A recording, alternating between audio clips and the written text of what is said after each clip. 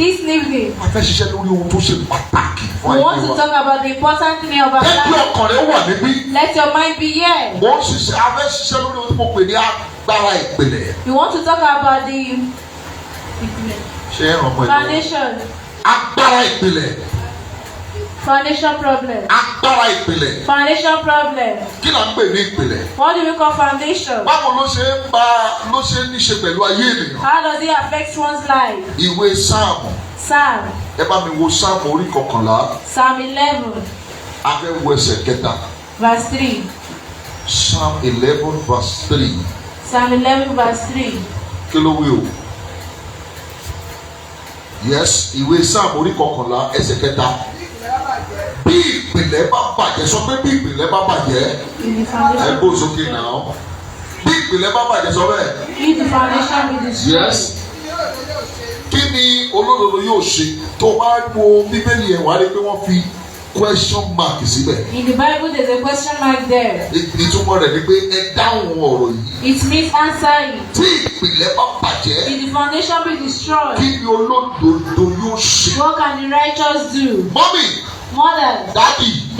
Gbogbo yẹn farabalẹ̀ gbọ́ tí mo sọ yìí. Listen to me attentively. Ohun tó ń ṣẹlẹ̀ láyé lónìí tí ọ̀pọ̀lọpọ̀ wa ò fi mọ ibi tó yẹ ká fèsì ogun ká àtáàkì gẹ́gẹ́ bí ogun nìyẹn. A lot of us don't know that is a form of attack. Bíbélì pé tí ìpìlẹ̀ bá bàjẹ́. So if the foundation be destroyed. Èmi rò kó máa sọ pé kí ni ènìyàn yóò ṣe. So what will the man do? Tó bá yẹ pé gbólóhùn tó sọ nìyẹn. Èyí ò ní fi èsì ọ̀rọ̀ yẹn púpọ̀. You will not even count it. So ó gbé èdè kan bẹ̀ yẹn. But it made a statement. Tó jẹ́ kí àwọn tó máa ń ka Bíbélì pẹ̀lú ìṣíníyè kan béèrè pé kí ló túmọ̀ sí. Those that read the Bible with understanding should ask. Tí ìpìlẹ̀ bá bàjẹ́. So if the foundation be destroyed. Kí ni ẹni tí a pè ní olódo yóò ṣe? So what can the righteous do? Mo jókòó ti ọ̀rọ̀ yìí. I sat to this word. Fún odidi àkókò púpọ̀. And for many hours. Mo ń ṣàṣàrò lórí ọ̀rọ̀ yìí. I was meditating on it. Gbogbo ìgbà ni mo máa ń ka ẹsẹ̀ Bíbélì yẹn. I always read this passage of the Bible. Mo wá rí àwọn kankan kọ́ níbẹ̀. I learned some things there. Ẹ wo bí ìsà. Look here. Ẹsẹ̀ iná lágbára jù. This is the most powerful nínú ẹsẹ̀ Bíbélì tí a ti ń kà. In all the old verses you have been Torí reading. bí ẹsẹ̀ yìí dáhùn ọ̀pọ̀lọpọ̀ ìbéèrè àwọn Because he answered a lot of questions. Àwọn kan ọjọ́ kan èèyàn kan béèrè pé ọ̀sẹ̀ ti béèrè ní Sunday school church wa béèrè. You already asked a kind of questions. Ẹnìkan béèrè pé kí ló dé sọ́yẹ́ pé olódodo ó máa ń jìyà. Why is it that righteous people suffer? Ṣé o ti gbọ́ ní? Kí ló dé sọ́yẹ́ pé ẹni tó gbàdúrà? Why is it people that pray? Ẹni tó tẹ̀lé Ọlọ́run. That is following God. Ó tó ṣẹlẹ̀ sí aláìgbàgbọ́. What happened to unbelievers? Ó ṣẹlẹ̀ sóhun náà. Happened to them. Ọjọ́ kan bọ́dá sọ́mẹ̀tì ẹ̀ béèrè mi pé kí ló dé pé àwọn kìrìsìtẹ́nì àwọn aláìgbàgbọ́ dà pé wọ́n dà fún ẹlòmíì ju àwọn kìrìsìtẹ́nì lọ. Even some unbelievers are better than unbelievers. Ó jẹ́ ìbéèrè tí ọ̀pọ̀lọpọ̀ ò mọ ìdáhùn rẹ̀. It's just a question that a lot of people don't know the answer. Ìwọ náà lè ti máa rò lọ́kàn mi kí ló fà á. You might be thinking that what caused it. Èmi tí mo gbàdúrà lójú méjèèjì. Me that I'm praying every time. Nígbà ìgbà kan lè fún mi. Everything is still Ṣùgbọ́n hard. mo rí ara ilé mi. But I'm seeing my neighbor. Mo gbàdúrà. He doesn't pray. Ṣùgbọ́n ìgbà ìgbà dà fún. But things are good. Kí ló dé? Why? Gbọ́ mi o.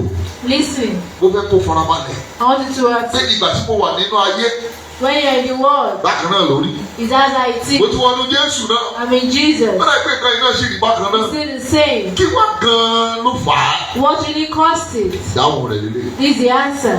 Tí ìpìlẹ̀ bá bàjẹ́. If the foundation be Kí destroyed, ni olódodo yóò ṣe? what can the righteous do? Nínú ẹsẹ̀ tí wọ́n kà sílẹ̀ yìí. What it was read. Ó kàn wà tí mo fẹ́ ká kíyèsí bẹ́ẹ̀. There's something I want you to. Ohun àkọ́kọ́ ni pé. The first thing is.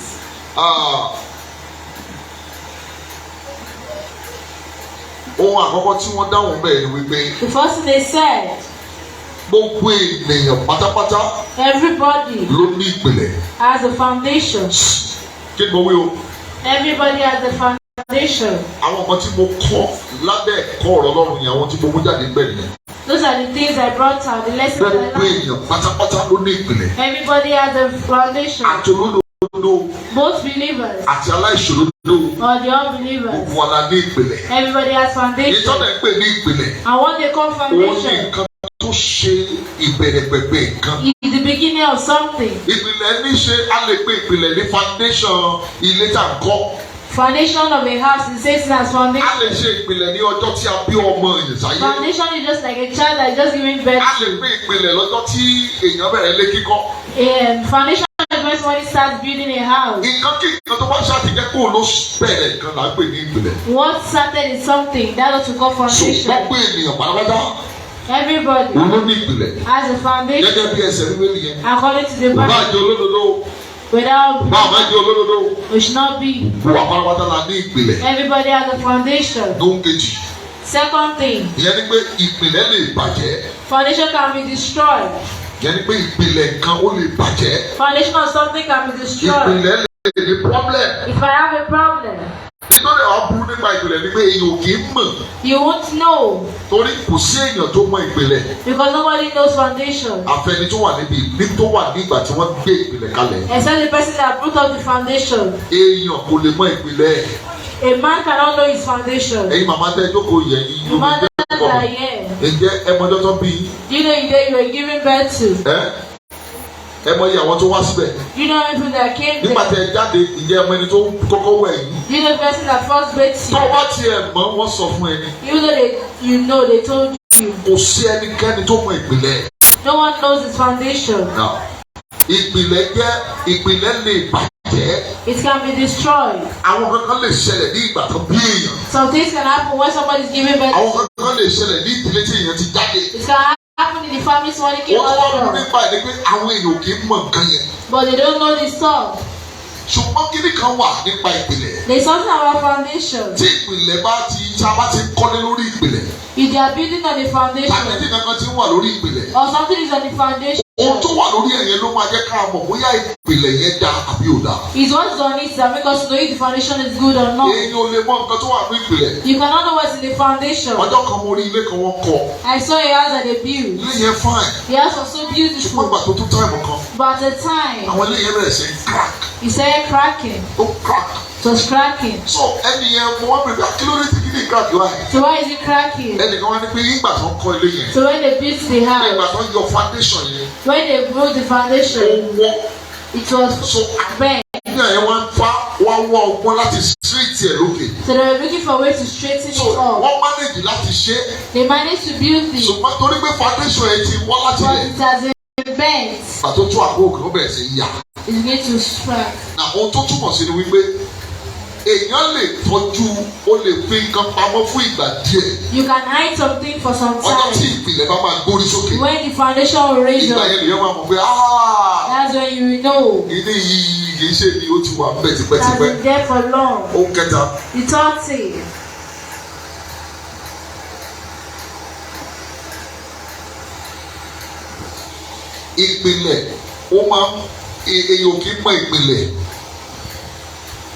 one doesn't know foundation. Now, foundation to destroy a house or the future of somebody. I want us to check a passage of the Bible. Matthew 7. From 24 to 27. I want us to compare something over foundation. Will be understood very well. Yes, foundation. You don't know the problem behind it. It's until when the house is built on it, or when things are coming out. Hallelujah. Hallelujah. That's when people start saying, this is a wrong. Yes. The way Matthew 7, verse 24. 27. Yes. Yes. Ẹnikẹ́ni tó bá gbọ́ ọ̀rọ̀ mi, yes, tó bá ṣe wọ́n máa gbọ́ ọmọ bẹ́ẹ̀ mú kan jáde, èmi á fi ẹni yẹn wé ọlọ́gbọ́n ó kọ́ ilé rẹ̀ sórí àpáta. Òjò ṣe kí ni? Òjò rọ̀. Mo fẹ́ kó máa kíyèsí àwọn ọ̀rọ̀ yẹn. Òjò rọ̀, ìkún omi dé, afẹ́fẹ́. Sórí pé nǹkan mẹ́ta náà dárò, kí ló wà àkọ́kọ́ tó kọ́ sọ kó dé? Òjò. Irú òjò tó rọ̀ lẹ́nu. Yes, kí ló tún ṣẹlẹ̀? The flood came. Flood. Ìkún omi dé, àgbàrá bẹ̀ sí í ṣàn. Kí ló tún ṣẹlẹ̀? The wind blew. Afẹ́fẹ́ fẹ́. Gbogbo nǹkan mẹ́ta yẹn ló ń bìlù ilé yẹn. ilé yìí ò ṣe kí ni. ẹ sọ̀rọ̀ mọ́. òwò ẹ ṣe ẹ tẹ̀síwájú. torí pé ìpìlẹ̀ rẹ̀ ó strong. ìpìlẹ̀ wà lórí àpáta. It's founded upon a rock. Yes. Nàgbọ́ ẹni tó gbọ́rọ̀ mi yìí. Yes. Ó tún wá sọ nípa ẹlòmíì, ó tún sọ nípa àwọn kan. Yes. Eléyìí kọ́ ilé, máa mọ́ mi yẹn máa fọ́nà, ó kọ́ ilé rẹ̀ sórí orí iyanrìn. Nàmbà wa kí ló rọ̀? Òjò 1. Yes. 2. Ikú omi ṣe kí ni? Òde. 3. Afẹ́fẹ́ ṣe kí ni? Òfẹ́. Wọ́n bìlù ilé náà. Ó sì wó. Ìwó rẹ̀ pọ̀ ṣe. Now, àwọn méjèèjì ní kankan náà ṣẹlẹ̀ sí. The both of them, the same thing happened to them. Ṣùgbọ́n ìṣẹ̀lẹ̀ ṣẹlẹ̀ sí kankan ó fa ìpalára fún. But one, it caused an injury. The same ìṣẹ̀lẹ̀ yẹn ṣẹlẹ̀ sí kan ṣùgbọ́n kankan ò ṣe yẹn. But the other one, nothing happened. Now, tó o bá wo ilé tí wọ́n kọ́ sórí iyanrìn yẹn. The one that is on the sand. Àti tó kọ́ sórí àpáta. And the one on the rock. Ó ṣeé ṣe. It has to do. Kó jẹ́ pé ìtọ́kọ́ sórí iyanrìn ló máa mú. The one on the sand. Má mi kí n bọ̀ sọ. Kí ni mo ló lè ṣẹlẹ̀? Mo ní ilé tọ́kọ́ sórí iyanrìn, ó lè jẹ́ ìyẹn tó bá ní kó mú kan ló méjèèjì. Ó ṣeé ṣe kó jẹ́ pé ìtọ́kọ́ sórí iyanrìn ló máa wù ẹ́. Ayé ẹ̀kọ́. It's the one on the sand that might please you. Torí ó ṣeé ṣe kó jẹ́ pé bọ́n ṣe máa kọ́ ilé yẹn, ó máa fine. Because it will be so beautiful. Wọ́n máa decorate ẹ̀ tó máa neat. You will decorate it so neatly. Ṣùgbọ́n eré tọ́kọ́ sórí àpáta ló wọ́n gbà. Ètò gorí òkèlè lọ rẹ̀. So if I will climb on this one.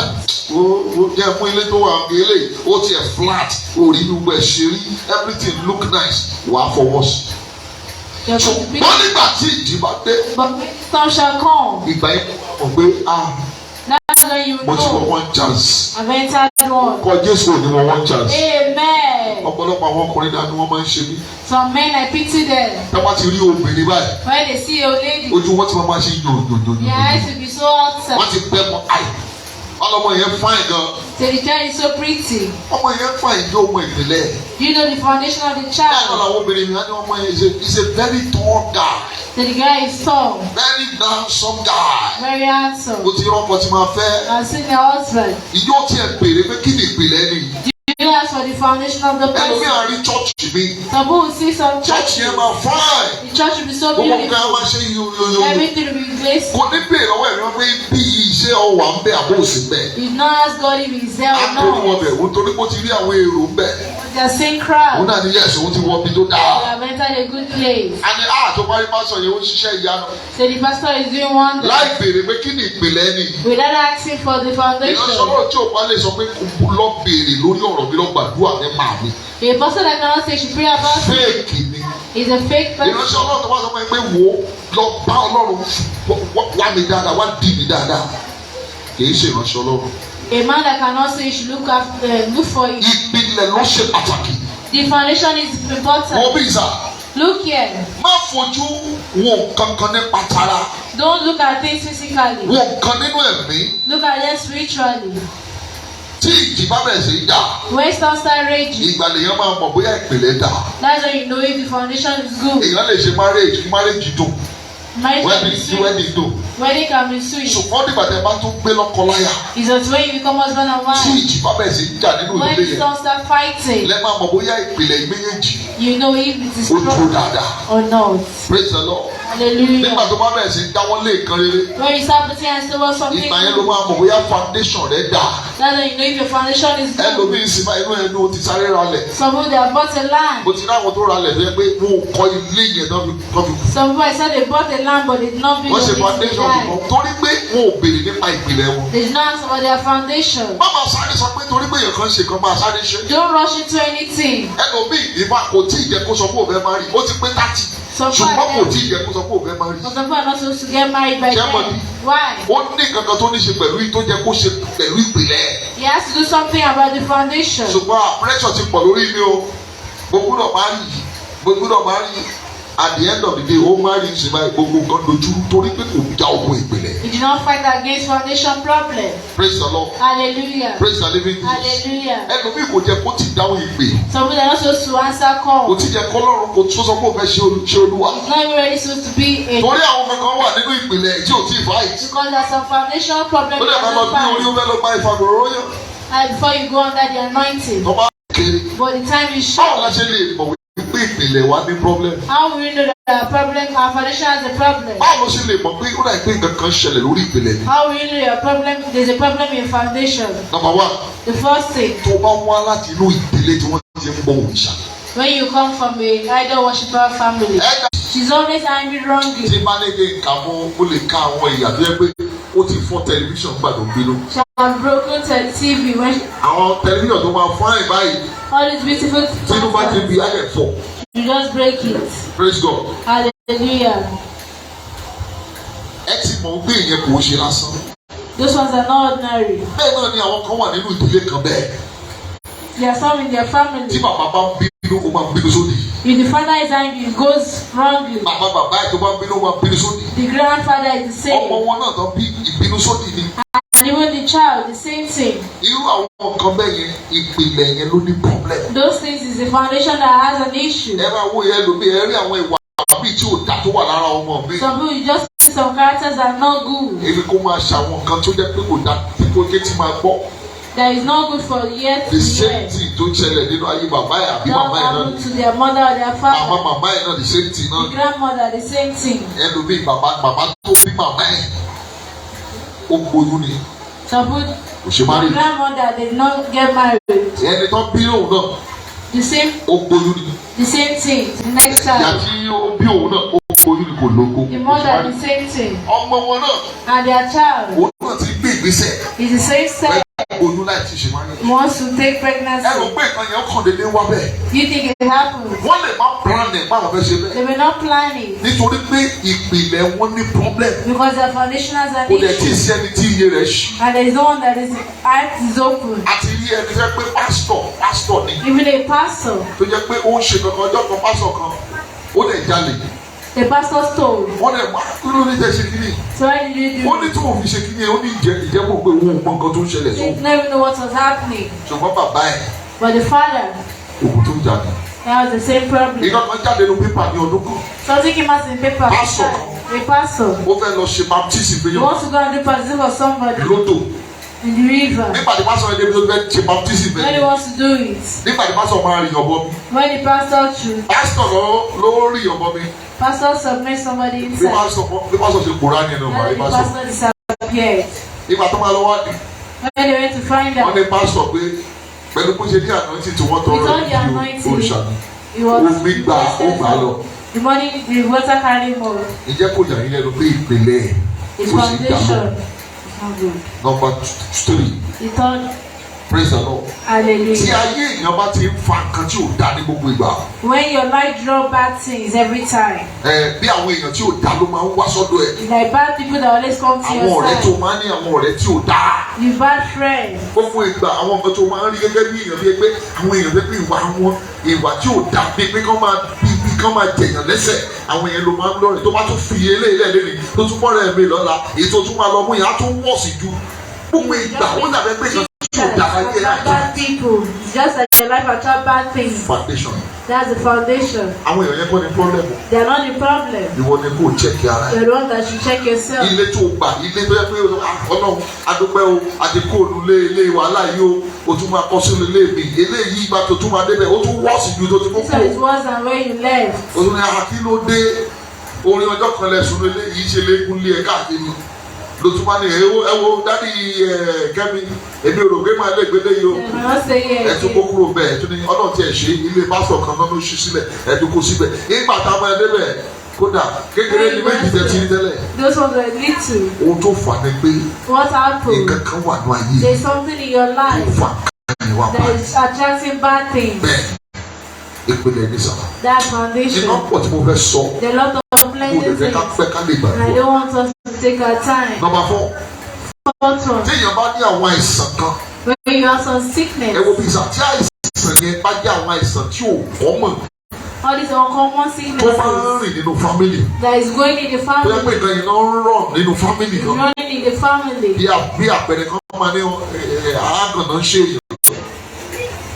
Madness. Okay, madness. Kó máa jẹ́ pé bó ṣe ń rìn náà ni èèyàn kan nu family kan ṣá ó lè jẹ́ ẹ̀gbọ́n bàbá kan àbúrò yẹn ó ṣá common nu family kan. Just common in the family. Ẹ lọ ṣẹ́ẹ̀kì ìpìlẹ̀ ìdílé dáadáa. Check the foundation of the family. Nǹkan kan ti wrong nínú ìpìlẹ̀. Something is wrong in the foundation. Tí gbogbo wọn bá ń lọ gbàdé Olúwa wọ́n àìsàn yìí sàn. Ó kàn dàbí ẹni tó kàn gígì lórí ni. It's just as if you are just sitting. Wọ́n sún síwájú ni. They are pushing it forward. Yóò tún padà wù jáde. It will still grow up. Àfi tí èèyàn bá ṣẹ́kù ìpìlẹ̀. Except you destroy the foundation. Wọ́n àpẹẹrẹ sí ẹ lọ sọ́dọ̀ ẹlòmíì wá ní ìjọ tó ṣe ìṣèjẹ́ ó ti ṣe mọ́mí ẹ. Have you done your mother? Ṣó ṣe dádì ẹ. Has it made your father? Bẹ́ẹ̀ ni ọ̀pọ̀lọpọ̀ nírú kan ẹ lóòótọ́. Some people have this kind of thing. Hypertension. Hypertension. A ṣe ìyá. To affect the grandma. Ó tún ṣe ìyá èèyàn náà. The mother. Ọmọ náà tún ti ṣe báyìí. The child is also the same. Àpẹẹrẹ ni pé ìpìlẹ̀ wọn ní problem. The foundation has a problem. High blood pressure. High blood pressure. Ẹ̀jẹ̀ ríru gbogbo àwọn kan wọ̀nyí ó ní ṣe pẹ̀lú ìpìlẹ̀. It has to do with foundation. Tó o bá ti rí àwọn nǹkan yìí nínú ayé ẹ̀. If you see all these things in your life. Torí pé ó ti ṣe èèyàn kan rí bẹ́ẹ̀. And it has affected somebody. Kì í ṣe pé ìwọ ló máa kọ́kọ́ ní experience. You are not the first person. Ìpìlẹ̀ ni. It's a foundation. Èso dẹ̀ kí fẹ́ kó o mọ̀ pé ìpìlẹ̀ ni. And everyone wants to know that it's a foundation. Akẹ́kọ̀ọ́ máa wọ pé nǹkan tó normal ni. You wanted to make it look like it's normal. Torí a ṣe lọ síbi kan.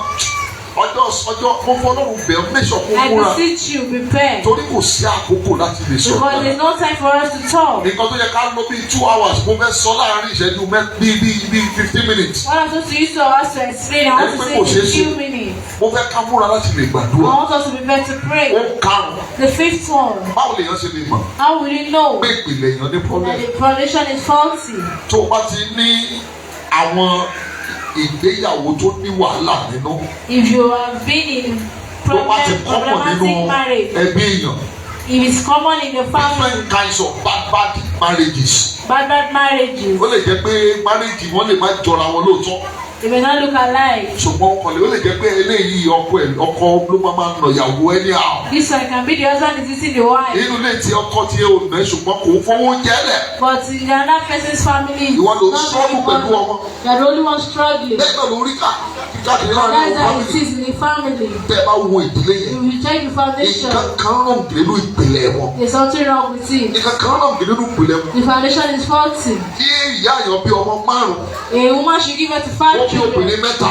3 children. Ọkùnrin 2. 2 boys. Kó lè jẹ́ pé gbogbo àwọn 5 yẹn. And the 5 children. Ni wọ́n ní problem nínú marriage wọn. They all have problem in their marriage. Èyí tó sọ láàrin wọn. The one that is okay. Ó kàn forí tì ní ọkọ ẹ̀. He's just pushing it. Kò kàn bí ní ọkọ náà ìtọ́jú ẹ̀ rí. What the guys are saying. Ó wọ̀ sí ju àwọn tó ti jáde kúrò bẹ́ẹ̀ lọ. It's worse than those that came out. Problem àwọn èèyàn yẹn kọ́ o. It's not just this from. Àjẹkọ́ ló ń ṣe wọ́n o. It's not witches. Oṣó kọ́ ló ń ṣe wọ́n o. It's not wizard. Ìpìlẹ̀ wọn ni problem. It's their foundation. Kí wàá ní ọ̀nà àbáyọ? What is the way out? Bákan dédé sọ torí nǹkan tá a fẹ́ sọ pọ̀. Hold on to his mouth. Ó ní àwọn nǹkan tó yẹ kó o mọ̀ tó tóbi mí 15 to 16. Ṣùgbọ́n torí àkókò. Because of time. Máa sọ nǹkan tó o ní láti ṣe. I will tell you what you need to do. Ohun àkọ́kọ́. The first one. Tí èèyàn ní láti ṣe. That you need to do. Láti bọ́ kúrò nínú ìgbèkùn yìí. To be free from the bondage. Tí èèyàn ò bá ti di àtúnbí. If you are not born again. Ẹ tètè sọ fún ẹni yẹn. Tell the person. Ìyẹn in fact ogun tó ń jà yẹn bóyá ló lè ṣe bẹ́ẹ̀ ni sà. Torí pé tí ogun ìpìlẹ̀ bá ń jà yàn. Because the foundational problem. First thing tó gbúdọ̀ ṣe. You need to do. You need to give your life to Jesus. Sákò lábẹ́ ìjọba Sátánì. Run from the foundation. Òun ló wà behind the ìpìlẹ̀. He's not behind foundation. Ó ti mọ̀ pé ọ̀pọ̀lọpọ̀ yín lọ́la ó ṣeé ṣe kẹ́ wá sáwá sọ́dọ̀ Jésù. A lot of you know that you will come to Jesus. Ó ti wọnú májẹ̀mú pẹ̀lú àwọn ìran yìí. So you already come to covenant with your family. Nígbà táwọn bàbá yẹn wọnú májẹ̀mú. When those ancestors were going to covenant. Wọ́n mọ̀ pé kì í ṣe àwọn nìkan làwọn wọnú májẹ̀mú. They don't know that they were the only ones. Wọ́n ti kó àwọn ọmọ wọnú májẹ̀mú. They pack all their children. Ó dàbí ọkọ̀ ni. It's not like a bus. Bí wọ́n ṣe ń wọ̀ báyìí. Wọ́n gba àwọn tó sokùn mọ́ ẹni yẹn lọ́rùn. All the person that put shame. Gbogbo wọn ló ọkọ̀ yẹn. All of them they are entering the law. Wọ́n tún ń pè ní ìpìlẹ̀ nìyẹn sá. That's what they call foundation. Kí bàbá bí. If your great grandfather. Tó bá ti ní májẹ̀mú pẹ̀lú òrìṣà kan. He has a covenant to say. Tí wọn ò dẹ̀ bọ òrìṣà yẹn mọ́. And they are not worshiping the idol anymore. Ìjìyà tó máa tẹ̀lé àìbọ̀rìṣà yẹn. The consequences behind it. Nítorí ohun tí wọ́n gbà lọ́wọ́. ó máa lo against àwọn ènìyàn. Used against the generation. So tí èèyàn ò bá ní òye. If you don't have understanding. Bẹ́ẹ̀ kò lábẹ́ ìjọba bẹ́ẹ̀. To live under the darkness. Yóò máa jagun yẹn nìṣó. Keep on fighting. So àtúnbí ni number one thing. The first thing is the born again. Ó kejì. The second. Ó ní wípé. Is. Gbà. Bí mo ṣe máa ṣe lé ní èdè Yorùbá tó máa yé wa, wọ́n pe kíní kan ní adoption. Ní kí wọ́n pe adoption ní èdè Yorùbá? Tá bá adopt ọmọ. Kéèyàn sọ ìsọdọmọ àbí praise God. That is more important is the spirit. Ṣùgbọ́n ní máa jẹ́ ọmọ kan pẹ̀lú Abraham. But it's a covenant to Abraham. Now ìsọdọmọ yìí. This adopted president. Kò ní àṣẹ kankan lẹ́nu bó ṣe wà yìí. He does not have authority at all. Ṣùgbọ́n gbogbo èèyàn mọ̀ pé president yìí. But they know he's the president. Praise God. Hallelujah. Ṣùgbọ́n ọjọ́ tí wọ́n bá ti lè dé tí wọ́n ti lè búra fún. Swear. Tó bá ti búra fún. The day he swear and oath. Ó ti yàtọ̀ sí ẹni tí a ń pè ní president ẹlẹ́ tó ti di president. He has left elect president to president. Ọ̀pọ̀lọpọ̀ wa gbọ́dọ̀ jẹ́rìí. You have to swear. Ọ̀rọ̀ ẹ̀rí rẹ. You have to confess. Òun ló máa mú kí èṣù mọ̀ pé lóòótọ́. That make Jesus swear. Òun ò lágbára lórí rẹ mọ́. They able to know he doesn't have power over you. Ọlọ́run kò pàlọ́pọ̀ Ọlọ́run ní òmò. Bíbélì pé wọn ò mọ̀ wọn ò sì jẹ́ kí òye kó yé wọn. Say they don't know and they don't want to understand. Ó ní àwọn ìṣègbè nítorí pé wọn ò mọ nǹkan tó yẹ kán mọ̀. Say they die because they don't know what they're Èṣù supposed to know. ṣiṣẹ́ lórí àìní òye wa. The devil is working on our ignorance. Gbogbo ẹnikẹ́ni tí òye bá ti yé.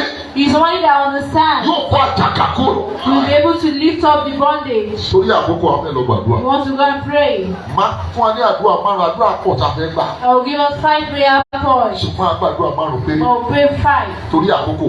God time. Ní ṣòro. Vigil. Lọ́jọ́ Friday. On Friday. Rainbow wà lọ́gbọ́n. Make sure you are there. Torí a ní àdúrà tá a fẹ́ gbà. Because you have prayer to Lórúkọ pray. Jésù wà ní ọwọ́ Ọlọ́run. You will see the hand of God in Jesus. Wà ní ọwọ́ Ọlọ́run. Ó bá fún àwọn kan ní àǹfààní. I want to give some time. Ìwọ tó mọ̀ pé o ní pọ́blẹ́mù kan pẹ̀lú ìgbé ayé ẹ̀ nípa ìgbàgbọ́. If you know you have problem with your belief. Ẹlòmíì lóòótọ́ ló ti di àtúnbí. Suppose you are born again. Ṣùgbọ́n ìkankan wà nù ayé ẹ̀ tó gan mọ̀ pé Sátánì lè máa lo ilé gẹ́gẹ́ bí àtẹ̀tò láti dàbí lóko. So he also knows that Satan will be using that as a oath. Irú yẹn Bíbélì pé tó bá jẹ́wọ́ ẹ̀ṣẹ̀ rẹ.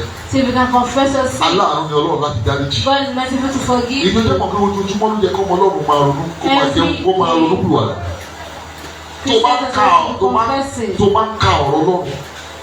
Read the word of God. Wàá máa rí àwọn kankan nínú ayé ẹ̀ tí ò dá. See things in your life that is not good. Wàá dẹ̀ máa ronú pìwàdà Then nínú. you start repenting of Ní tí wọ́n ń them. pè ní Kristẹni. That's what they call Christian. Hallelujah. Hallelujah. Ìgbé lórí ẹsẹ̀. Stand to your feet. Ó fẹ́ lọ gbàdúrà. You want to pray. Sọ fún Jésù. Tell Jesus. Níbi tó bá wà yẹn. Wherever you are. Ọlọ́run gba ọkàn mi là. Lord, save my soul. Gba ọkàn mi là. Save my soul. Ìwọ tó mọ̀ kó gbénú ẹ̀ṣẹ̀. You know you live in sin. Jésù Olúwa dáríjì mi. Lord, forgive me. Bí ẹ̀jẹ̀ rẹ̀ wẹ̀ mí mọ́. Wash me with your Ó yá blood. kó tó sọ gbàdúrà. Father, in the name of Bẹ́ẹ̀ni, Jesus. sọ fún Ọlọ́run. Bíbélì pé tó bá bú ẹ̀ṣẹ̀ rẹ̀ mọ́lẹ̀ kì yóò ṣe rere. Forgive me. Ṣùgbọ́n ẹnikẹ́ni tó bá jẹ́wọ́ rẹ̀ yóò rí àánú gbà. Jésù jọ̀ọ́ dáríjì mi gbogbo ọ̀nà. Jésù dáríjì mi ìsọfún. Kó dáríjì ọ ní gbogbo ọ̀nà tó mọ̀ kó ti ṣẹ̀ sí. Kó jọ nínú àánú rẹ̀ kó dáríjì ọ. Lord, forgive me. Forgive me, O Lord. Every area I've sinned against you, have mercy on me.